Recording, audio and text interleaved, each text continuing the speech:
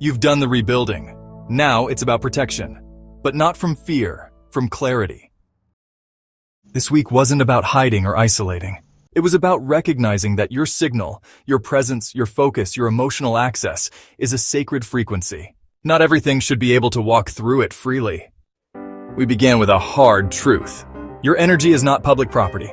Every tab left open, mentally, digitally, emotionally, is a leak. And leaks become fatigue. We're taught to keep all the tabs running, all the channels open, just in case. But in the simulation, your field only holds weight when it's protected. And protection starts with one simple question. Who or what has access to your energy without permission? Then we moved into something that's often misunderstood, discernment. We're taught that being open means being kind. But Tuesday reminded us, access is earned. Not everyone gets to sit close, not everyone should. You are not obligated to be emotionally accessible to everyone just because they're present. That's not love. That's boundary collapse. This week you dialed something down. A conversation, a habit, a person. Not to reject them, but to protect your calibration. Wednesday was where it got sharper. The habit of explaining, defending, over-justifying your boundaries to people who aren't trying to understand them anyway. And every time you explain, you give something away. Not clarity, but energy. Real decisions don't need applause. They just need integrity. So you chose clarity over performance, and the field registered it. Thursday took us into emotional proximity.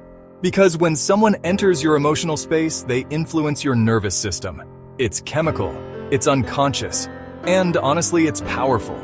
You can't share your deepest feelings with people who destabilize you and expect to stay grounded. Emotional access is spiritual access. And, access must be earned. And Friday brought you back to the beginning. To stillness, to silence. Not as absence, but as power. Because silence isn't the opposite of noise. It's what remains when the performance ends, when the distractions fade, when the system resets. Silence is how the field breathes again. This whole week wasn't about building walls. It was about remembering the difference between being closed and being clear, between defending and defining. You didn't shut people out. You stopped leaking.